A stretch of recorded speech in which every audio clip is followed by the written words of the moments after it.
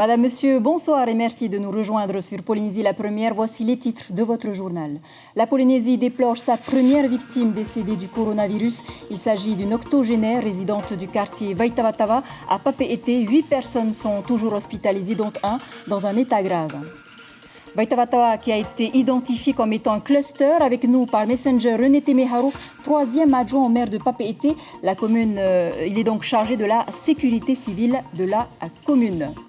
Et puis le docteur Didier Bondou est notre invité également ce soir. Il nous apportera son expertise sur des questions d'ordre sanitaire. Parallèlement, un collectif s'est monté pour contester l'obligation du port du masque. Ses membres appellent la population à une marche samedi. Enfin, pour terminer, focus sur l'activité économique de Tubuai, où les petites entreprises commencent à sortir la tête de l'eau. C'est à découvrir dans votre rubrique Au cœur du Fénois. Et c'est bien évidemment l'actualité sanitaire qui prime ce jeudi. La Polynésie déplore sa première victime décédée du coronavirus. Il s'agit, je vous le disais, d'une octogénaire résidente du quartier Vaitavatava à Papeete. Sa dépouille mortelle a directement été mise dans un cercueil étanche pour permettre à la famille de s'occuper de ses obsèques en toute sécurité. Nicolas Suir et Patrick Tsinsing. Le premier décès dû à la Covid-19 est annoncé par le ministre de la Santé. Il adresse un message de soutien à la famille de cette octogénaire qui souffrait aussi d'autres pathologies.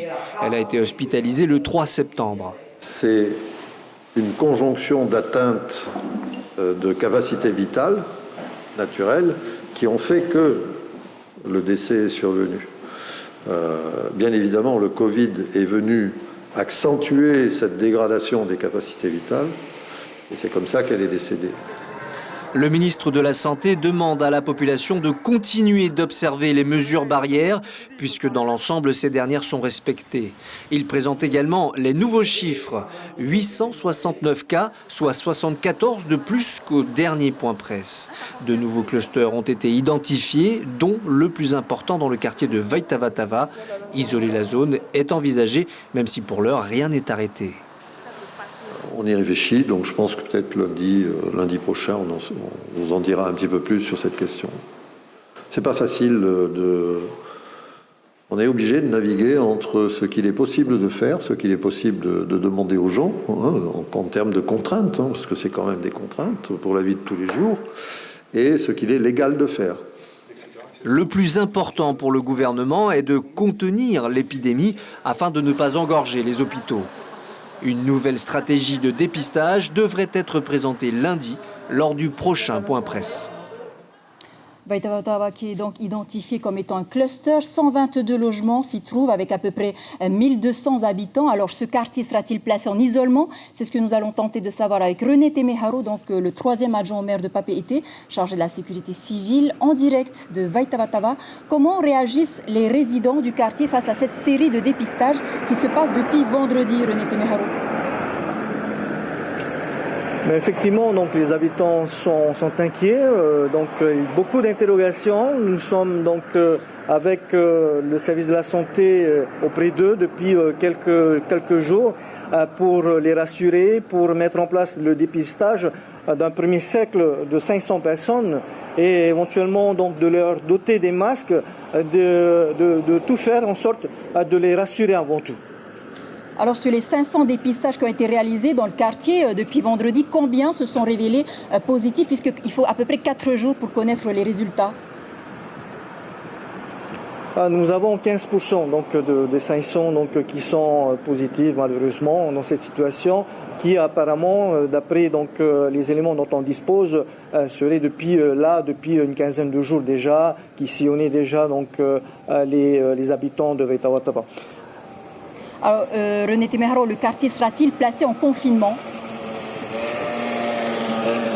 Non, nous avons mené une autre stratégie où nous avons élaboré avec l'association d'une part, avec nos référents de quartier, un moyen de mener des informations, de consolider l'approche individuelle par famille pour justement cerner toutes ces difficultés relationnelles et puis aussi pour les accompagner, faire en sorte de protéger les personnes âgées, comme vous le voyez là. C'est là où on constate vraiment que nous avons quand même un petit souci, car nos personnes âgées sont plus impactées que d'autres, donc nous devons impérativement mener cette campagne d'ensemble, apporter des masques. Ces mesures de barrière sont essentielles pour préserver tous nos personnes âgées, tous nos malades. Donc il est impératif qu'on le fasse tous ensemble. Si nous venons donc à mettre au point une telle stratégie, c'est pour sauver la Polynésie de demain avant tout.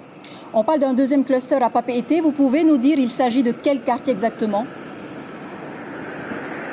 Nous avons quelques pistes, nous n'avons vraiment pas de positionnement de cluster indépendamment de Waitara-Ottawa. Nous avons quelques éléments. Nous sommes en train de mener donc des points d'information auprès de nos référents des quartiers, car c'est comme ça qu'on doit mener de front et aussi rentrer à l'intérieur, leur distribuer des masques, du gel et tout ce qui va avec pour justement les préserver en attendant donc les prélèvements qui continuent et qui continueront encore toute la semaine.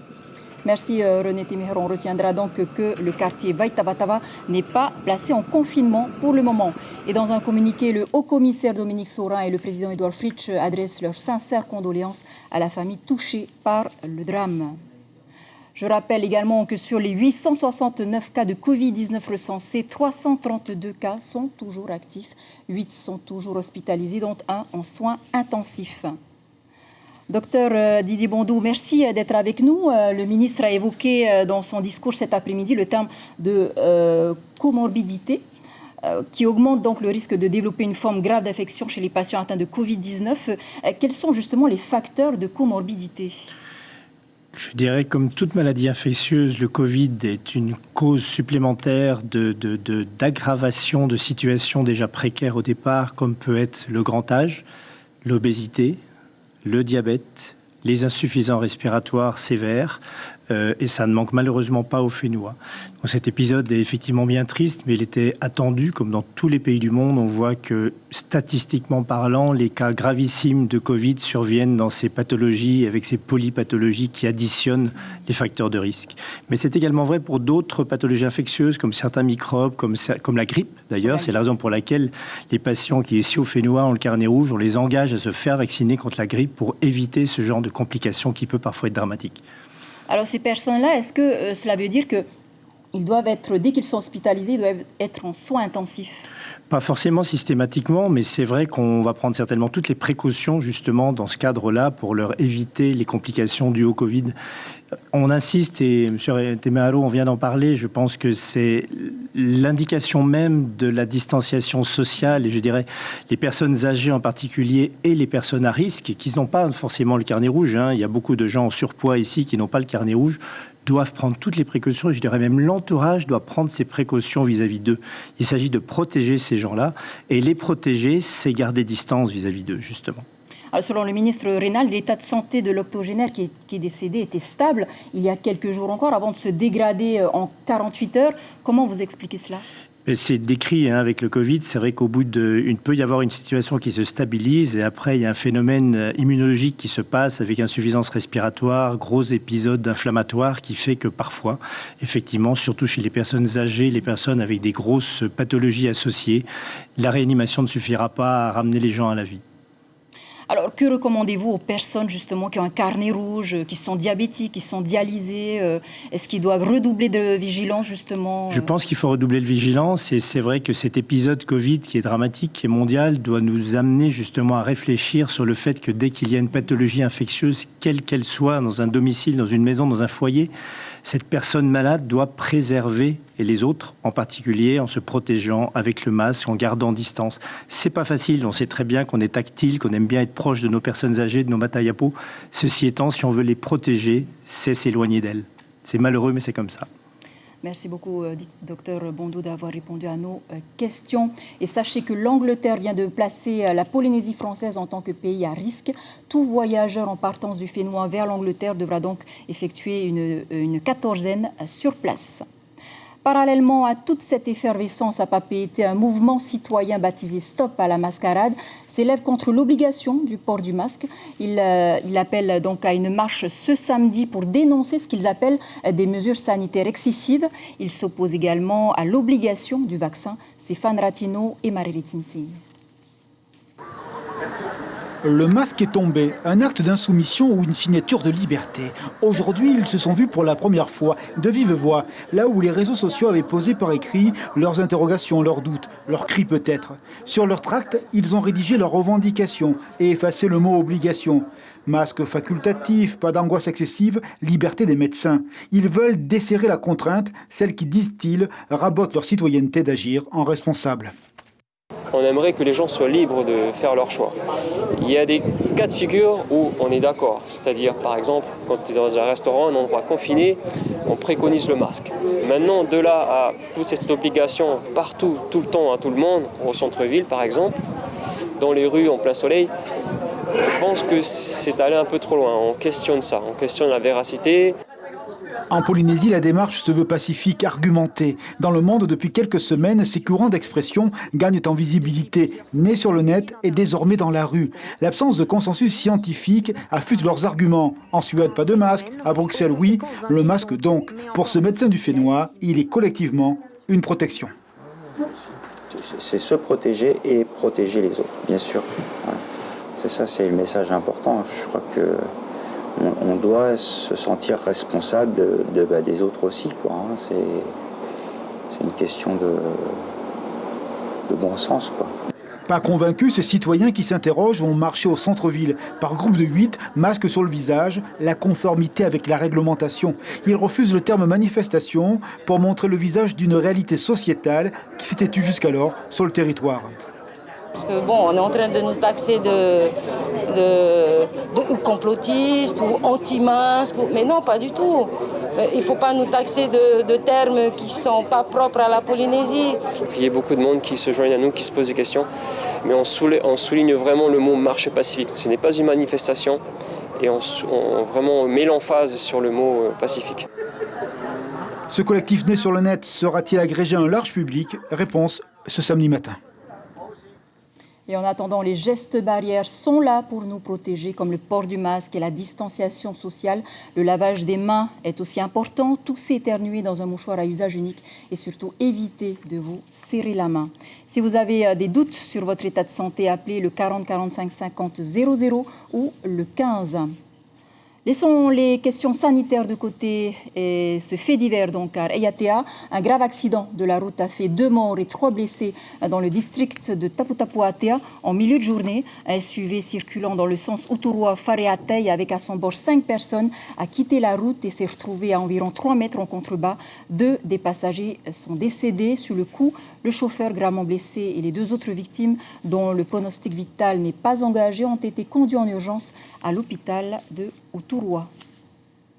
Au chapitre judiciaire maintenant, 2e jour du procès des parents accusés de maltraitance sur leur bébé donc décédé en mars 2015 à tout juste 1 an.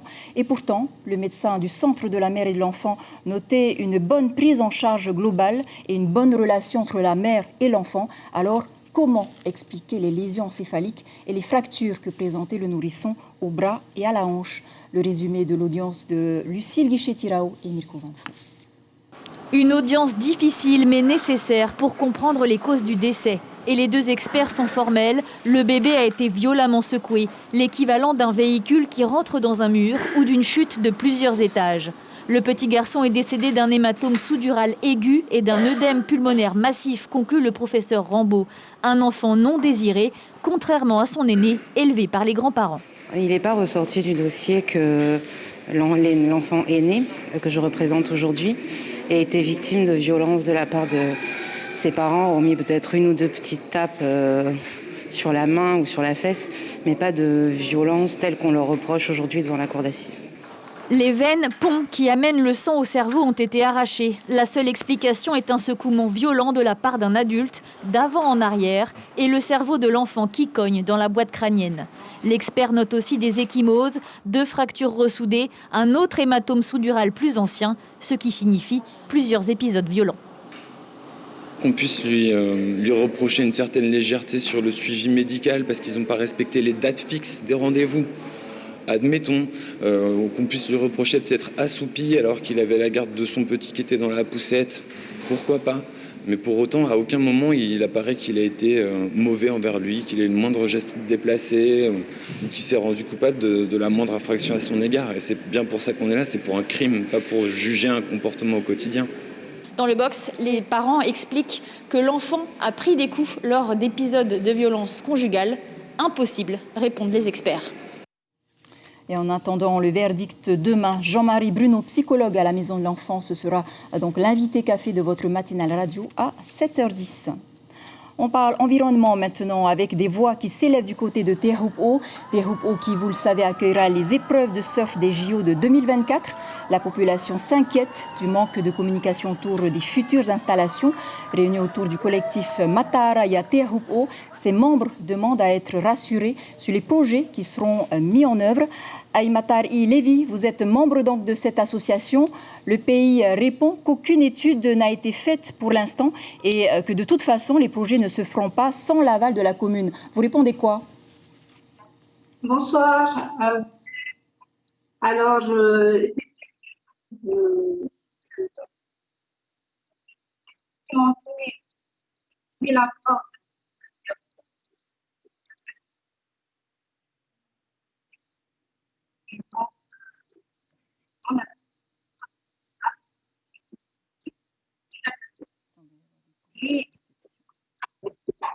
et pourquoi pas par la suite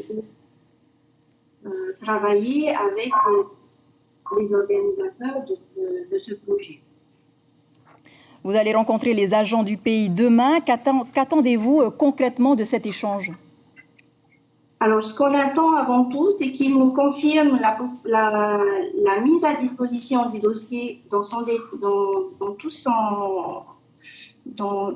son intégralité, en détail, qu'il soit mis à disposition de toute la population de Teahupo'o pour que chacun puisse y avoir accès. Ce n'est pas juste une partie, une association ou un collectif, mais voilà, on veut que vraiment tous puissent s'exprimer là-dessus afin ensuite de pouvoir se positionner ou proposer faire des propositions sur ce projet.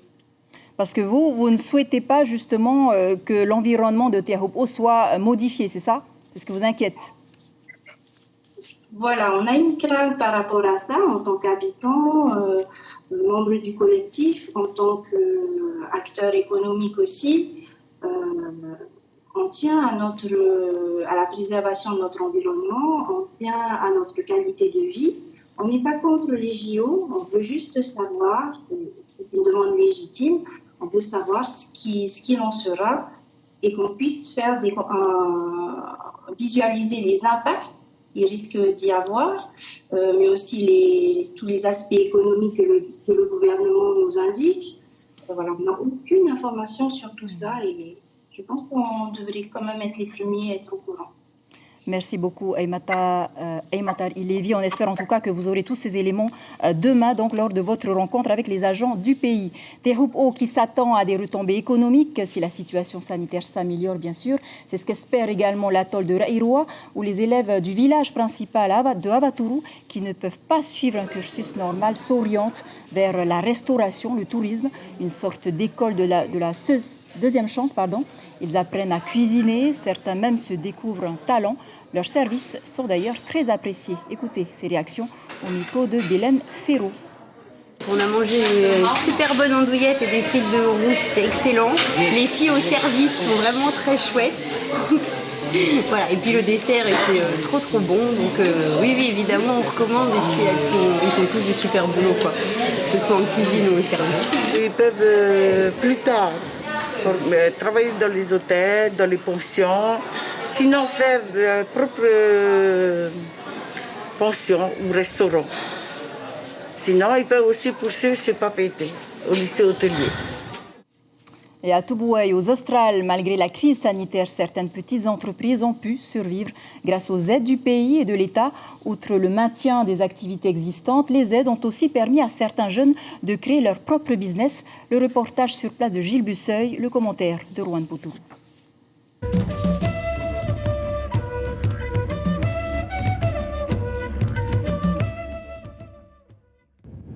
Malgré les turbulences économiques engendrées par la Covid, les gérants de sociétés sur Tubuai gardent le cap. Dans sa boutique de prêt-à-porter, ouverte il y a 2 ans, Mamie Lucie fait face. C'est vrai, il y a une petite baisse, mais ça s'est bien passé, on va dire. Je ne cache pas, tout patenté ont bénéficié d'une petite aide de la part de l'État. Et ça, je remercie. Et pour l'aider au quotidien, Mamie Lucie n'a pas hésité à embaucher sa petite fille au magasin, un moyen pour elle de dynamiser les jeunes sur le marché du travail. J'ai vraiment envie de la moderniser et tout, de viser beaucoup les jeunes, parce que je sais, moi je suis jeune, je sais ce qui plaît aux jeunes. Pour Teamo, son projet de pizzeria prend forme. Malgré un retard au niveau des matériaux, les impacts du Covid, le moral est au beau fixe. Je suis parti voir une aide territoire, l'aide ICRA, pour subvenir à mes besoins pour les matériaux. Parce que tous mes économies que j'avais fait, j'étais obligé de prendre de la nourriture à cause du Covid. Tu es confiant pour l'avenir? Oui. Du côté de l'État, du maire et de l'ADI, les aides aux patentés ont pu être attribuées, 311 bénéficiaires au total. Notre cellule développement a contacté individuellement chaque patenté et entreprise de l'archipel afin de pouvoir connaître leur situation et savoir comment nous pourrions les accompagner. Du côté de l'État, les administrés ont reçu à peu près plus de 200 personnes pour les aider, les accompagner dans leur demande d'aide en ligne. J'ai perçu l'indemnité une fois et jusqu'à présent j'attends toujours la deuxième aide. J'ai pu commencer à revendre et ça vient doucement. À l'heure actuelle, l'île de Touboué est indemne de personnes atteintes de Covid. Par contre, ses effets sur le tissu économique se font ressentir. Toutefois, la majorité des patentés restent optimistes sur un redémarrage progressif de leur activité d'ici fin décembre. Avant de clore ce journal, une soirée féerique, le monde merveilleux d'Aladin, c'est à découvrir à la Maison de la Culture. Un spectacle interprété par les danseuses et danseurs d'Annie Fein, claquettes, hip-hop, classique contemporain, modern jazz, tout y est pour vous embarquer dans ce conte bien connu de tous. Je vous laisse apprécier.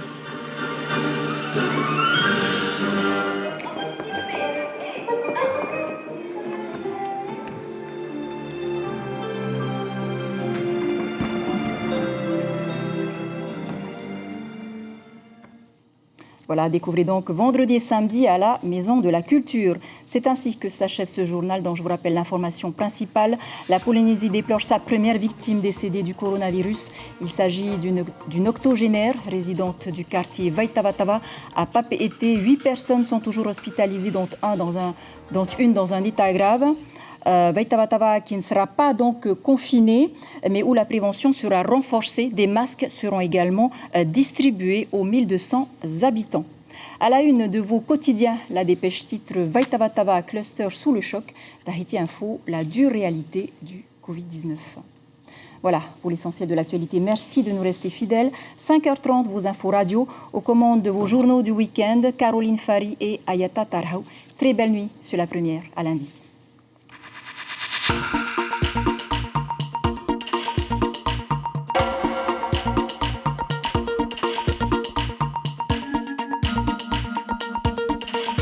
Retrouvez notre journal en replay sur notre site internet. Retrouvez ce programme en replay sur notre site internet.